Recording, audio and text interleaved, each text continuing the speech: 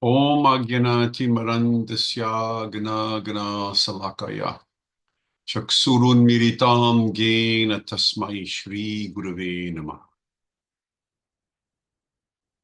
Namo Om Vishnu Padaya Krishna Prasaya Bhutale Sri Mate Bhakti Vedanta Swamin Iti Namane Namaste Saraswati Devam Gauravani Pacharane Nirvisesa Sunyavadi Paskya Chadesha Tarane. So this will be a short video. Good morning. This is Sunday, March 16th. And I want to speak briefly about the process of Krishna consciousness. So Krishna consciousness, or the science of Krishna consciousness, as given to us by A.C. Bhaktivedanta Swami Srila Prabhupada. This process is susukam kartam avyayam. It means that it is completely sweet. And sometimes it is compared to a mango. No, mango is sweet. Lord Chaitanya, he planted a tree in the courtyard of Srinivasacharya. And this mango tree gave mango fruits without any skin or any pit, symbolizing that bhakti is 100% sweet. Oh, Krishna also tells that this process from the beginning to the end is all sweet. And we can see that it is sweet. We see the deities, we see the beautifully dressed deities and all the flowers and the pushpa, pushpanjalis, the incense, the nice offerings made to the Lord. We greet the deities every day. We chant the beautiful names of Krishna. We see Krishna playing a flute. Everything is so nice. We touch the lotus feet. We understand the lotus feet of the Lord and the spiritual master are lotus-like. Everything is nice. You see the nice lotus flower behind me. Everything about Krishna consciousness, the paintings, the music, the instruments, the offerings, everything is sweet, is beautiful. And even if we are not very advanced, immediately we can know that this is a sweet process. People smell the incense. They know this is nice. They come to the temple. They hear the beautiful sound, the Shania sound, or the sound of Prabhupada chanting outside. They see the beautiful books, etc., etc. Where is unsweetness? Everything is so nice.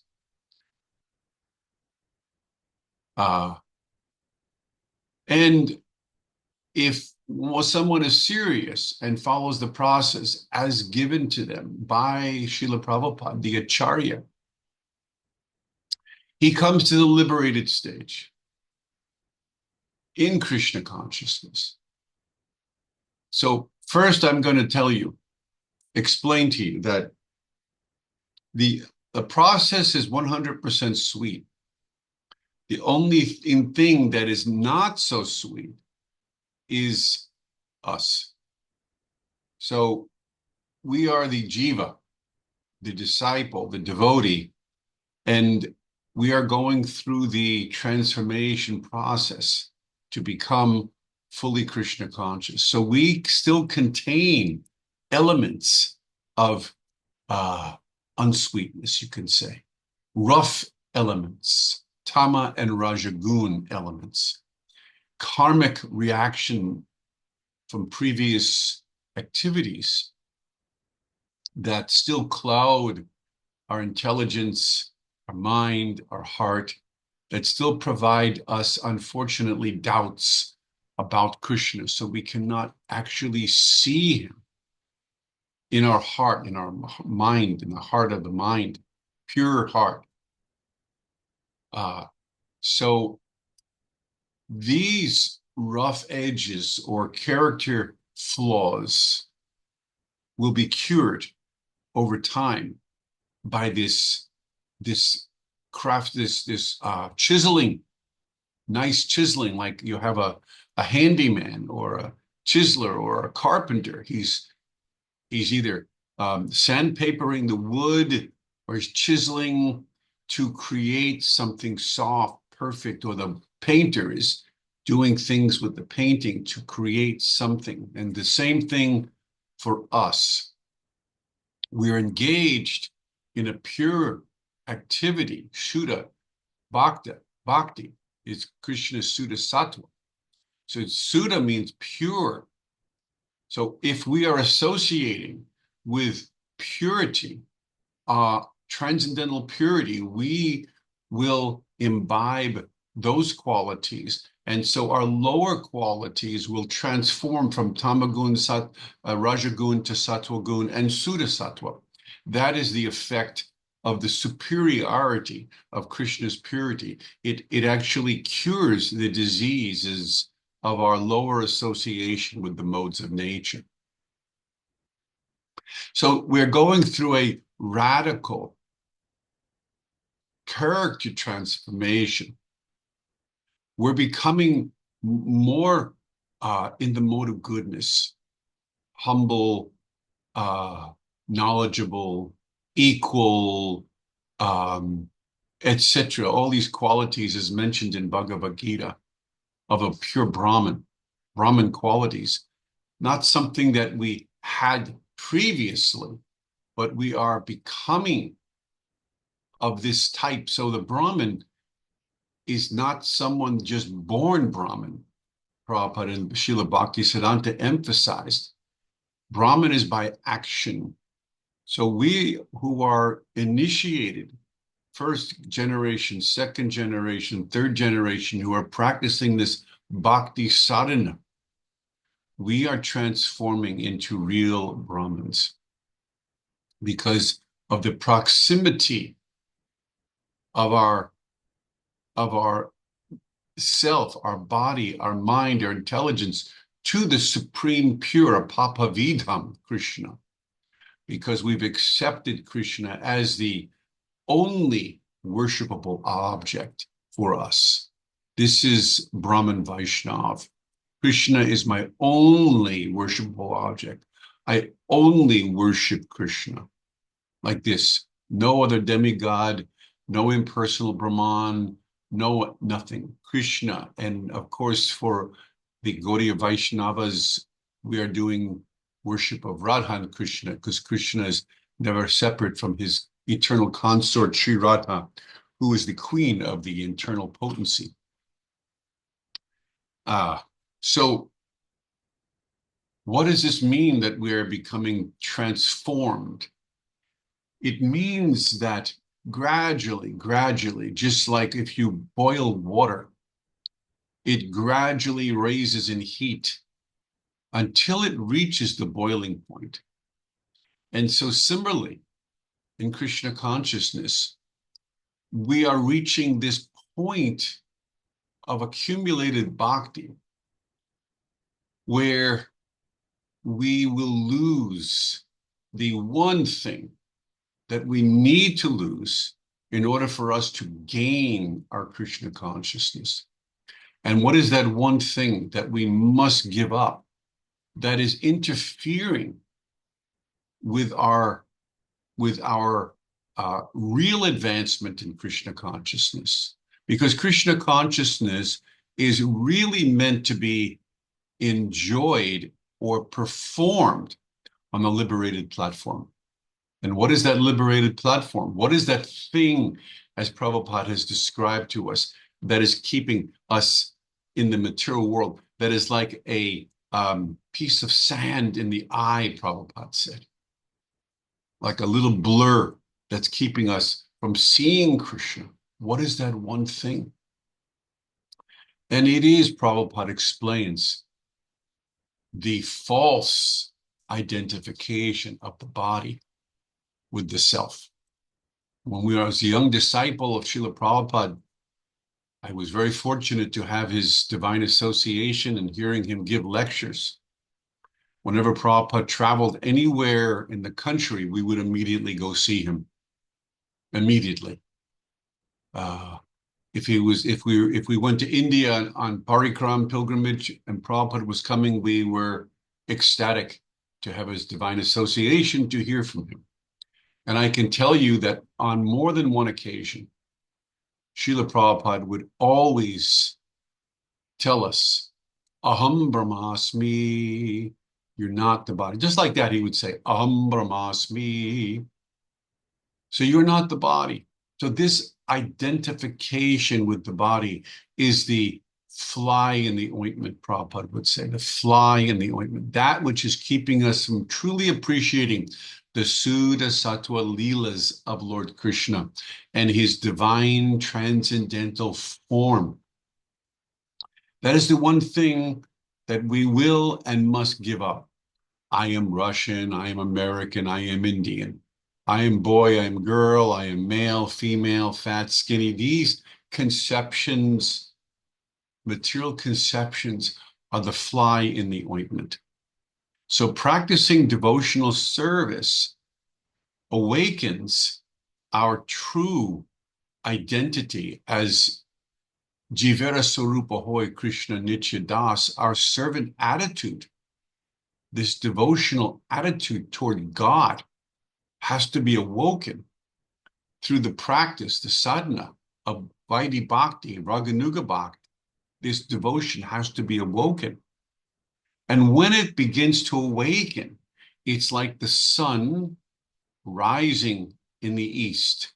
Is it the east or the west? It's in the east, I believe. Rising in the east, the rising sun coming up, as Bhaktivinoda Thakur explains, it's the rays, the first rays of the morning sun. You don't see the planet yet, he says. You just see the rays. And the rays are powerful enough to disperse the darkness of the evening, the first rays of the sun. So in that way, Krishna consciousness, the first rays of devotion, when we are able to have the first rays of devotion in our heart and be able to practice in a more pure fashion, awakening, then this devotional mood is instrumental in obliterating, negating, dissolving the false conception of I am the body. And by the power of bhakti, this false conception, which is like a monkey on our shoulders, the fly in the ointment, it dissolves. Now, it may take time. It may take for us 1 year, 10 year, 50 year. What's the difference? Because when it happens, you have like a new life. You are reborn. You have become eternally young. You achieve a level of consciousness, a level of awareness that is clear, pure consciousness in which there is full joy, full knowledge, full understanding. And it is something that you wish to seek. And however long it takes makes no difference, because it is the treasure. It is the beginning of the real treasure of bhakti. To perform Krishna consciousness with a pure heart, without the false identification that I am this body, then the real rays of the Krishna sun can enter our heart and cause our heart to tremble with love, to experience real bhakti. That is the real mission of the individual in Krishna consciousness. When we take initiation from the spiritual master, it's to achieve this level, to achieve this level. But we want to stay committed to the process. So this means daily chanting of your rounds, daily performance of Krishna consciousness, despite the mind, the body, and the other disturbances coming from the weather and so forth. We want to remain vigilant to the practice of Krishna consciousness. That means taking it seriously. Means what is meant by taking it seriously. Oh, today I'm tired. I'm not going to wake up and chant my round. That is not Krishna consciousness. Oh, I'm feeling a little sick. I'm not going to go see the deities today. That is not Krishna consciousness. Krishna consciousness is overcoming any obstacle that gets in the way of our Krishna consciousness. That it must become more and more gradually the fire of our existence. We want this fire of bhakti to consume us. That is wanted. We should not be lazy, Prabhupada said, in the performance of our Krishna consciousness. We will notice that in the material world, everyone is lazy. Excuse me. How do we know this? Because as you advance in Krishna consciousness, you can see that others are lazy who are not devotees. They are asleep in the lap of Maya, Bhaktivinoda says, asleep on the lap of the witch of Maya. They become, because of conditioning and the desire for sense gratification, people are asleep. They're lazy. They're lazy to performing the duty of their responsibleness to Krishna. They linger. They're not enthusiastic. Utsaha. They don't have enthusiasm for service. They're not enthusiastic in life. There's a problem there. This mode of ignorance and passion is deprecating to the character of the jiva. So devotees in Krishna consciousness gradually rise to this utsaha, this transcendental enthusiasm. I don't want to miss even a moment of service. Full self-absorption. The gopis were angry with Lord Brahma because he created them with eyelids, so that they were blinking and they were missing for a moment their vision of Krishna. That is the mood, real mood of a devotee. I don't want to waste any time other than thinking about Krishna, chanting my rounds, thinking about how to preach, how to expand Krishna consciousness, like that. That's Krishna consciousness, because Krishna is all attractive. He's all attractive. And if we get a glimpse of that, if we get a taste for that, everything else becomes pale. Not even a close second. We want to remain vigilant. Even in our dreams, we want to be dreaming about Krishna. By Krishna's grace, so often, right before I wake up, as I'm coming out of my deep, deep dream state, I start to preach to myself about Krishna consciousness. It's so satisfying because I know Krishna's there speaking to me. Even though I'm preaching to myself, it's Krishna, and I'm repeating Bhagavad Gita verses, and I'm remembering certain Bhagavad Gita verses and certain aspects of the philosophy, and it's soul satisfying. It's very satisfying. So we want to develop this bond of love for Krishna, and this accelerates at the point when we are given the blessing of Lord Krishna that we are not this body. In truth, we are not this body. This is a concept that is no longer just a concept for devotee. This is a reality. We realize we are not the body. And that opens up the space of our heart to be fully engaged in Krishna's service. So what is it like to be Krishna conscious? What does it mean? There's so many things. One can appreciate the bhavas and the ecstasies associated with Krishna consciousness. All these bhavas, thinking about Krishna on the battlefield of Kurukshetra. He speaks the Bhagavad Gita, his friendship, his guruship to Arjuna. Krishna's relationship with Mother Yashoda, the cowherd boys, and especially his relationship with Radharani. All of these thoughts and leelas and um, uh, philosophy, Upanishads, Puranas, all of these things, the Dharma awakens in our heart.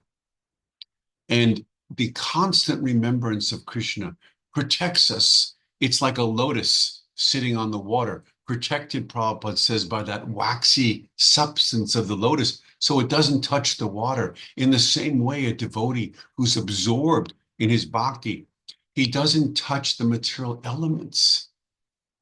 He's actually aloof because he's surcharged with bhakti, bhakti shakti.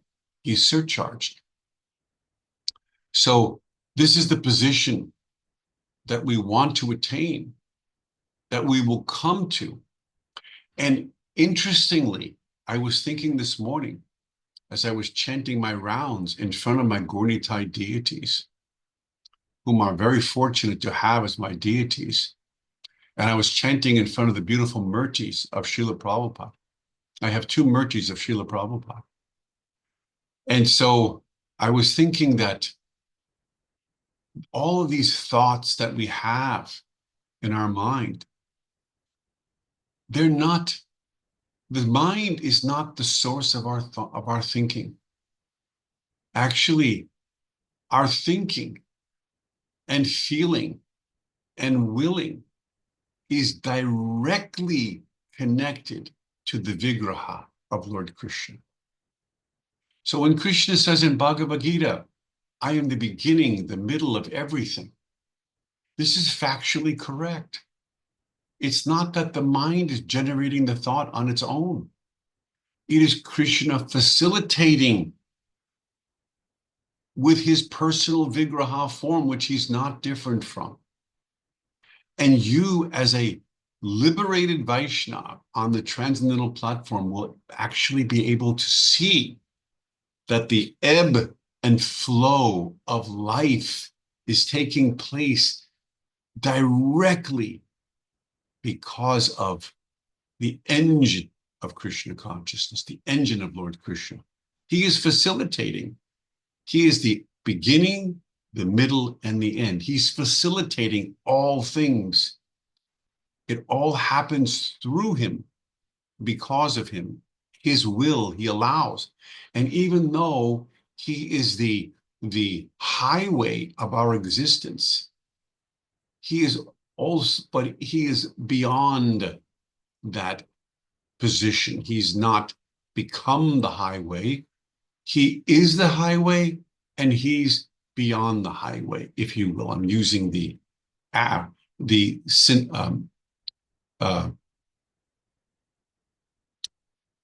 analogy, allegorical analogy. Krishna is facilitating he's time, he says in Bhagavad Gita, time I am. He tells Arjuna, but he's not limited to time. Time is one of Krishna's properties, aspects, is one of his potencies in the material world. That's all. It is him personally, and at the same time, he is beyond that position. He is supremely independent. This is Achintya, Lord Chaitanya says. But we can begin to get a glimpse, an understanding of how the Lord works when we've given up the false identification with the body. So in Gaudiya Vaishnavism, we are preaching Sanatan Dharma. We are teaching everyone, you give up this false idea that you are the body, that you are Russian, American, Indian, Hindu, Jewish, all these things. Therefore, it is Sanatan Dharma. We are teaching people universal principle. Give up this false identification. You join together in this chanting of the Hare Krishna mantra, which is authorized in the Vedas and given by Lord Krishna, given by Lord Chaitanya. This is the Yuga Dharma that we are teaching people. How to be Sanatan Dharma followers in the Kali Yuga is by chanting the Maha Mantra, the holy names of Shri Radha Krishna. This is the Dharma for the Kali Yuga.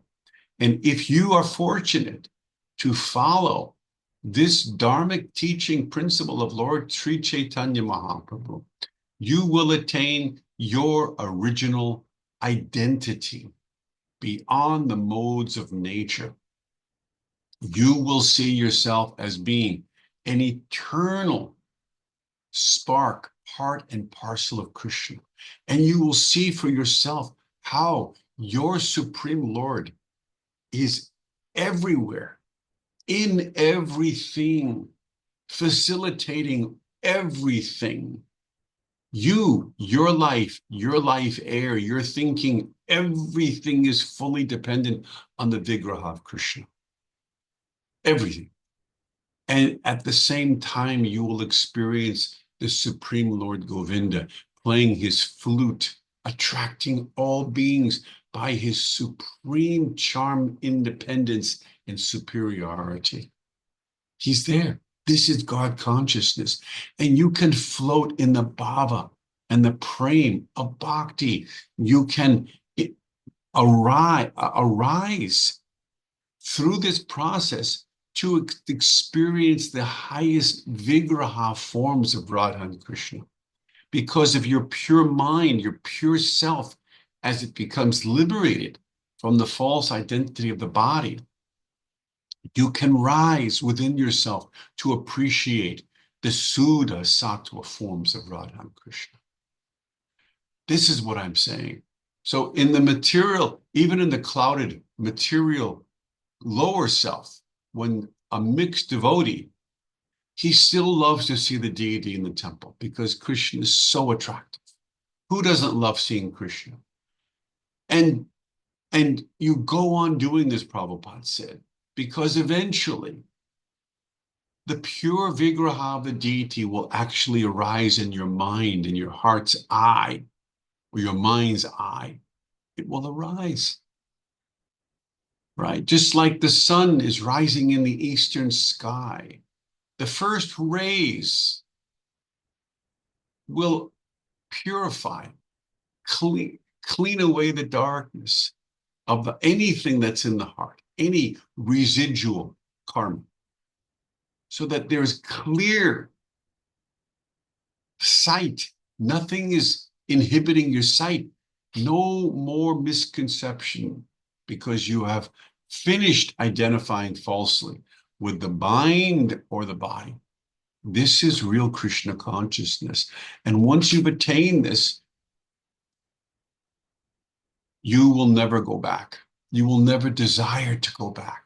You will always want to live a pure lifestyle, a papa vidham, without any sin, no papa, no more sin, very pure. Everything clean, pure, keeping your mind pure, no impure thoughts, because you become so attached to Krishna, the supreme pure. And the beautiful thing about Krishna consciousness is, as devotees, we can relish on the liberated stage Krishna Lila.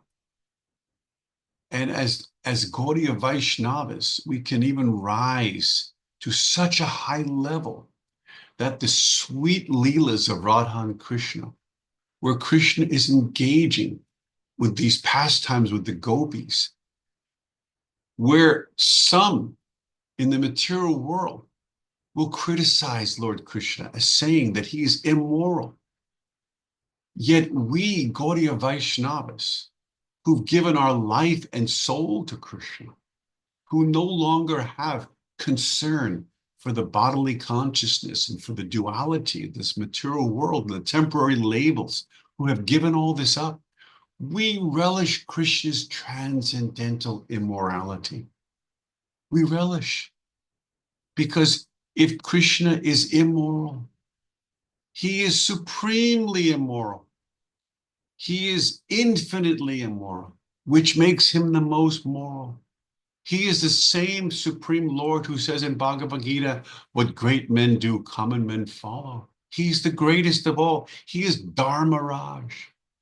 So when he performs his Gopi Leela, Gopi pastimes, They may seem immoral to the mundane person still attached to the mundane body and mundane sex life. But for the devotee who's given up mundane sex, he's relishing these transcendental katha of Gopi Bhav, Radha and Krishna Leela, relishing, laughing, enjoying, crying, because he's on the Suddha Sattva platform where everything is absolute and pure.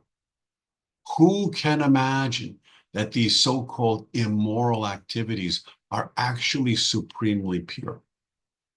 Only a purified Gaudiya Vaishnava, only can such a person relish such a high level of activity, where deep in his heart he can take within himself the proper understanding of these leelas and benefit from them, where they reflect of his purified heart. And for such a Vaishnava, there is no other katha that is satisfying. We don't spend our time wasting our time on mundane katha.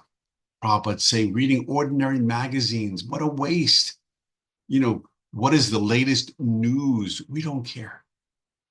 Our interest is in Krishna Leela. Krishna with the gopis, Krishna with Mother Yashoda, Krishna with the cowherd boys. What is Krishna doing now? That's what our interest is. And if this is our interest, and it should be our interest because God, Krishna Govinda, is the Supreme Lord, it awakens our intelligence, where we can, with the God-given intelligence that he's given us, the level of intelligence that he's supplied us, we can use it for remembering and analyzing and compartmentalizing all about Krishna. So our mind is on fire with all of the details of Krishna consciousness. Nothing is more satisfying to the buddhi, the intelligence, than to remember the infinite Lord's vigraha. That is what causes fire, bhav, to think of with great clarity Krishna's peacock feather, the helmet he wears, the sound of his flute, how his peacock feather is moving in the breeze, just a little here and there, the sweet smile on his face. All of these thoughts of our dearmost Ishwara, Paramakrishna, the dearmost. He's there. He's there for us. He's there for everyone. He's smiling. He's the sun behind the sun. He is the dearmost. His will is the supreme will. It is woven and behind everything else.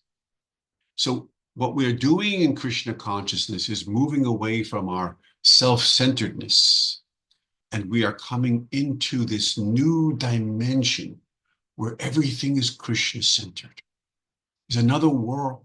This is Vaikuntha thinking. This is Vaikuntha Loka. This is Goloka thinking. I'm not thinking, we should not be just thinking about I am Russian, I'm American. This is limited bodily consciousness. This is our false Leela. Instead, we want to awaken to Krishna Leela, which is beyond our Leela. This can only be achieved through one pointed, unalloyed devotion to Lord Krishna.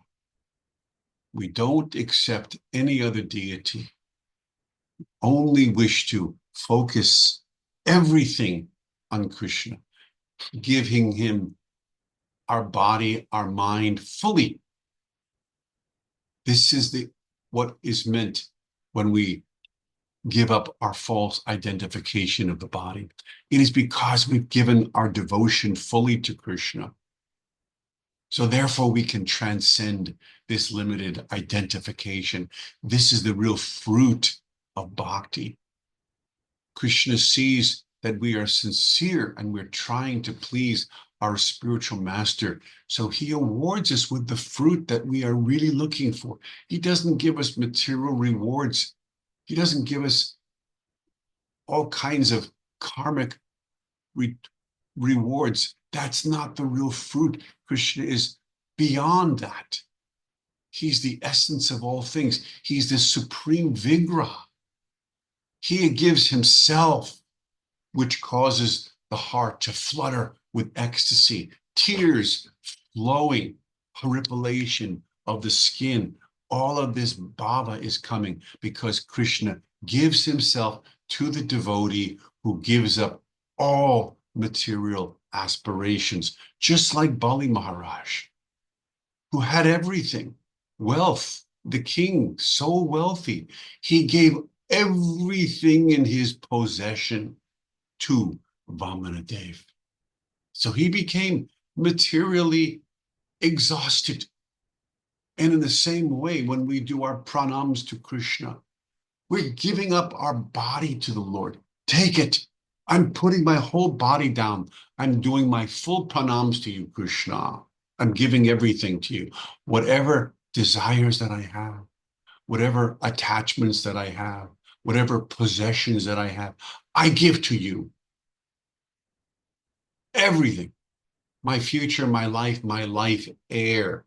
I give to you, Krishna. I surrender. And when Krishna sees this type of surrender, he gives himself.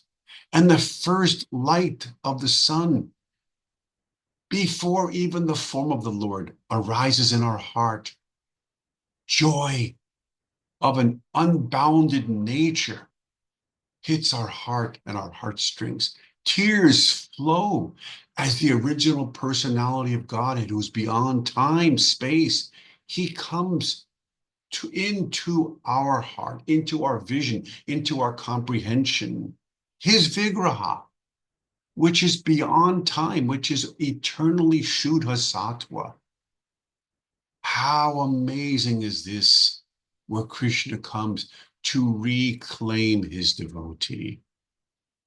Come, he says. He brings out his merciful hand.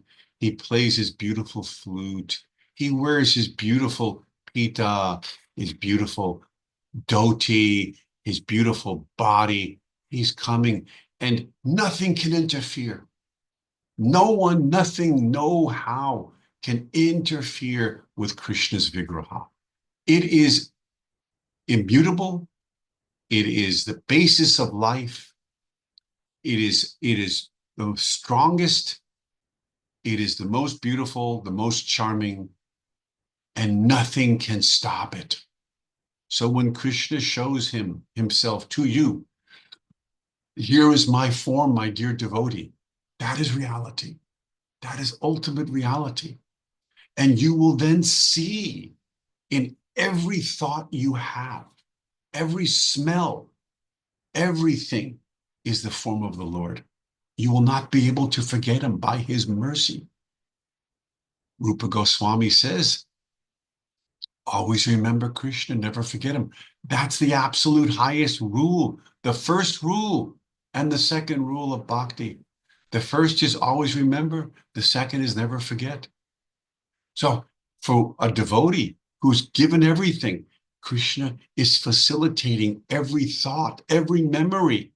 I am the source of remembrance, knowledge, and forgetfulness. He is ever present.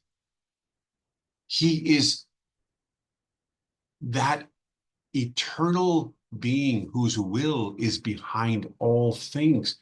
The impersonalist doesn't see that. He doesn't see that behind everything is Krishna. He has to wake up to this fact. After many births of being a jnani, Krishna says, if someone is fortunate, he takes to Krishna consciousness. Bahunam janmanamante jnanavamam prabhajanti. Vasudev sarvamiti samahatma sadulabha. It's my favorite verse in Bhagavad Gita. Why? Because I was that jnani. That's strongest verse I ever have read in Bhagavad Gita. Prior to being a devotee of Krishna, I was that Jnani who practiced Zen Buddhism and Voidism, and my whole life was geared to what is called Advaita. Everything is one, impersonalism. And by Krishna's grace and Srila Prabhupada's grace, I was given this opportunity to come to Krishna consciousness. And for the first couple of years of my practicing bhakti yoga, I couldn't give up impersonalism. My heart had become so hard. And so my path or my journey is not uncommon to others, because anyone who is not Krishna conscious, generally we're going through this period of jnana where we're trying for this Advaita. It's very common that many people are looking for this mukti, this liberation. And that was my situation. I was looking so seriously for mukti, so that when I was chanting the holy names of Krishna, I couldn't taste anything because I couldn't give up this mukti. I still wanted liberation. And so for 2 years, I'm chanting faithfully because I believed that the guru, I believed in the relationship of the disciple to the guru, that we must learn from the guru. Even as an impersonalist, I accepted Srila Prabhupada, that he would teach me. So he said, you chant. So I took this and I became a serious devotee. And I'm chanting, but I couldn't give up my desire for mukti. And when I read the Leelas of Krishna, I'm looking all the time, where is mukti? Where is mukti? What is this bhakti? What is this Leela? I don't understand. And I couldn't understand because I'm looking for this mukti. I wanted to hear Advaita Katha, but it wasn't coming. All I heard was Krishna Katha. And sometimes when I heard this Krishna Katha, I gave up just for a moment this Advaita Katha. I gave up this pursuit to laugh when I saw or read that Krishna is playing with the cowherd boys so nicely and they're dancing. And this captured my mind to think about these young boys playing a flute without any care in the world.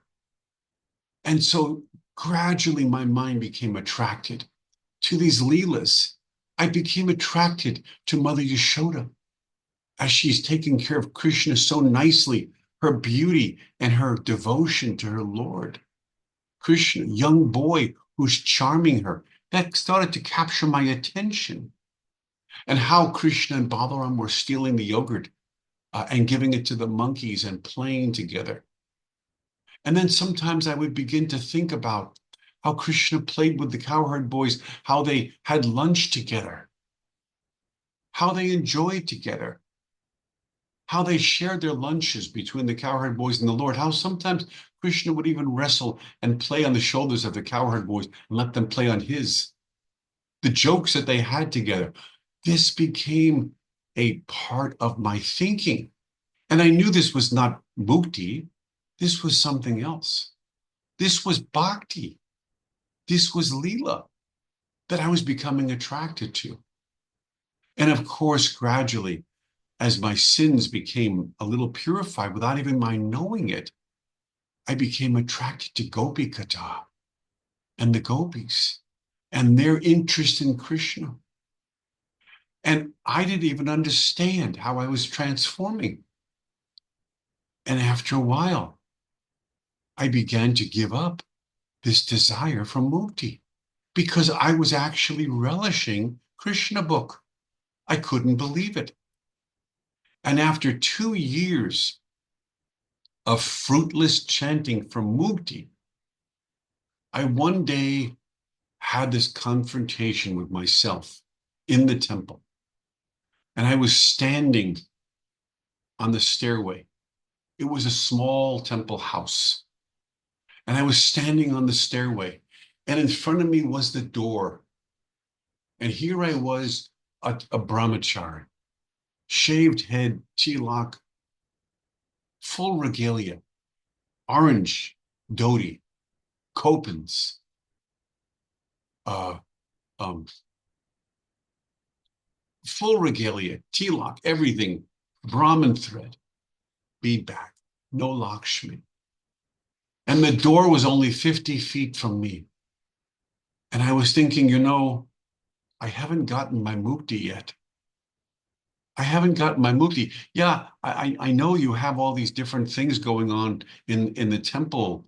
The leelas and the prasadam is delicious. But what about my mukti? I'm not getting my mukti. And my mind was disturbed. And I was thinking, I can walk out the door right now. There's no one around. It's quiet. There's no one around. I can just walk down those stairs. There's only 15, 20 steps of stairs at the most, maybe less. And I could walk out the temple, close the door, walk down the street, call my parents, take a bus, leave forever, put it in the back seat of my mind. I could do that and go out and pursue my mukti and pursue some business and do things my way. This was the thought in my mind. I was this close to leaving the temple. And then I heard a voice and saw something. And Jagannath Swami was right in the next room. And I could feel something saying, don't leave. I brought you here. Don't leave. It was like a young boy saying to me, don't leave. I have something here for you. Don't leave. Some kind of a frivolity was there. I felt it. He said, don't be so serious. Come on, come on. It was like a friend calling to me. I didn't leave. And what I gained by staying was I learned to trust Krishna. I learned to trust in Krishna. And shortly after this, I was actually able to give up this desire for mukti. And when this desire for mukti left me, all of a sudden I felt bhakti. It was like a monkey on my shoulders had just disappeared. Here I am, the most serious desire of mukti, and I had just given it up. I felt naked. I had given up my most precious, intense desire. I was naked. I had just this bhakti, this everything that I was given. That's all I had. I had no more existence outside. I had no more mukti to look forward to.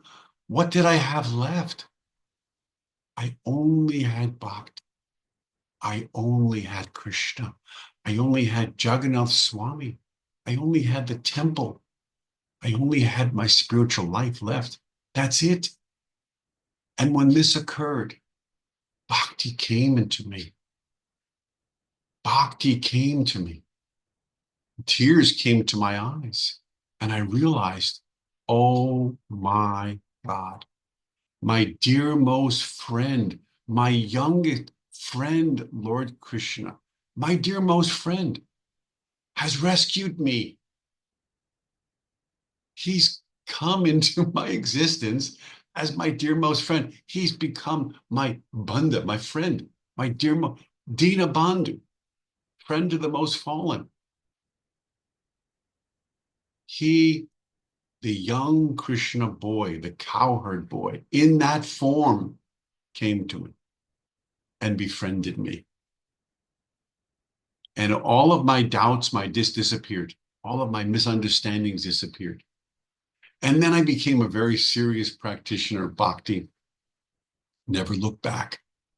Never have I looked back. And now when I think of mukti, I spit on it. It's the worst thing I can ever imagine. I could never want mukti ever, because mukti is horrible, no taste. And this is what Krishna saved me from. So I say this because there's so many people out there, gyanis, who are serious about their mukti. And I tell you this, if you can learn something from me. You give up this mukti, and you become a bhakta. You give it up. You learn, you try to understand that behind this Brahman or this mukti or this liberation, this white light, Haranmayena patrena, Satyasyam Sihikam Mukham. Krishna says, it's in Isopanishad. Oh, my Lord, please take away this glaring effulgence of your Brahma Jyoti so I can see your beautiful smiling face. So for those of you out there who are impersonalists, who are still infatuated with mukti, I say to you, don't waste your time. Don't waste even a moment more of your time. It's useless. It's tasteless. It's the worst thing for your heart. It's like drinking poison. It's horrible, horrible. Don't think about it and don't give it another moment's attention. I beg you, I beg you, I beg you. Please take up Krishna consciousness. Please, please perform bhakti to Lord Krishna. Read his words in Bhagavad Gita. They will hit your heart as they've hit mine. And it will remove this misunderstanding you have about Dvaita Advaita. And you will relish that behind everything is the will of the Lord. And you will see that. And he will show this to you. And you will relish and rejoice in the fact that here you have found that in fact there is a personal God who is a supreme God, who is supreme will, who is supremely independent. You will rejoice in this. And once you've come to this level, Vasudev Sarvamiti, you will never, ever look back because you will see that this is what you're looking for. So I want to stop today. At this point, I've reached my limit and my purpose in speaking, and I'm fully satisfied, Atmaram. And I feel ecstatic and transcendental. And now I just want to continue chanting my rounds. I've chanted all morning. I've risen early, and I want to continue my chanting because life is sweet in Krishna consciousness. Thank you. Hare Krishna.